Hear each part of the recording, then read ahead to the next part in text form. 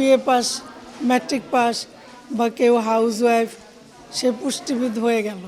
ভুয়া ডাক্তার বের হয় কারা? সেম আমাদের মধ্যেও আছে। আমাদের পুষ্টিবিদদের নিবন্ধন খুবই জরুরি। আমি আক্তারুন্নাহার আলো, বারডেমে ছিলাম অনেক বছর, 34 বছর, এবং প্রাইভেট প্র্যাকটিস করি পপুলার শ্যামলীতে। তো আমাদের যে একটা উপলব্ধি, কেন আজকে আমরা এরকম একটা আয়োজন করলাম, যে আমি বাংলাদেশের মধ্যে সবচেয়ে সিনিয়র পুষ্টিবিদ।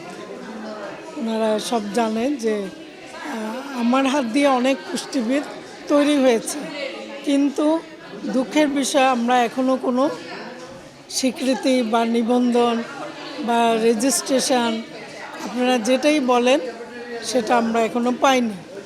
ডাক্তারদের যেমন একটা নিবন্ধন থাকে, আমাদের কিন্তু কোনো নিবন্ধন নাই।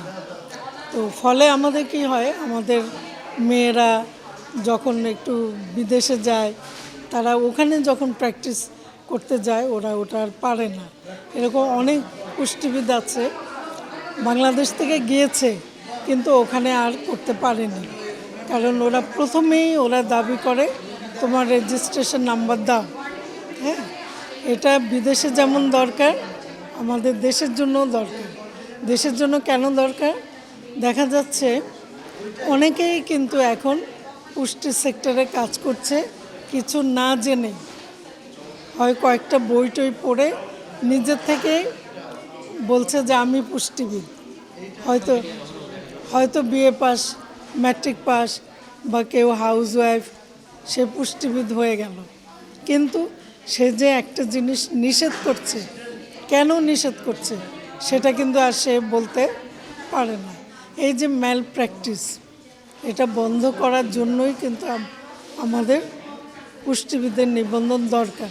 আপনারা জানেন ভুয়া ডাক্তার বের হয় কারা? সেম আমাদের মধ্যেও আছে।